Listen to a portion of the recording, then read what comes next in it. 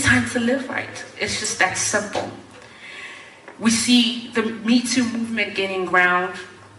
Just like anything else, the enemy sometimes twists it and takes it and tries to corrupt it. But that tells us the heart of the judgment that is on earth. That God also is shining a light on sexual sins.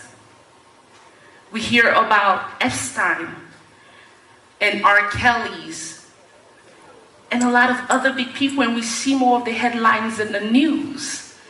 This should tell us, this should be indicators for us that God is exposing. So if you're not living right, it's that time. It is that time. If you're involved in prostitution, not that you're a prostitute, but that you regularly accept services, then you're a part of the problem. If you're watching pornography, you're a part of the problem. And these are the things we have to also help our children to understand. That there are consequences for your actions beyond just looking at that screen. That purity is not just because I didn't sleep with her. So by doing these things, we're helping to prevent sexual trafficking in the long run. What I'm hoping to do is that we see how all of these things intertwine as efforts for preventing sexual trafficking.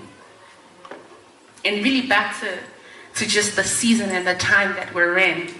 There is this documentary about healthcare in the United States system called Escape Fire, and it was based on an event that happened in Montana. There was a wildfire, and 15 smoke jumpers went in there to try to put the fire out. And the wind changed direction, and they got a radio call that says, the wind changed direction, you need to get up to the top of the mountain as fast as you can. And 14 of them started to run up, and one of them said, let's stay here and let's burn everything around us that can be fuel for the fire, because I don't think we're going to make it up to the top of the mountain. And they said, no, we'll go to the top of the mountain. So 14 went, he stayed, and he burnt up everything around him that could fuel the fire. Unfortunately, the 14 that ran up the mountain didn't make it. But he stood in the middle of that escape fire, what is known as an escape fire, and he made it.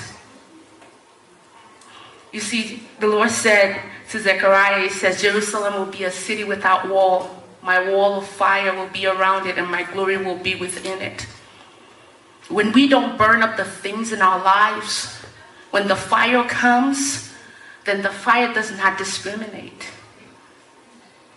We have to burn up those things that fuel it within our lives, within our homes, and within our community.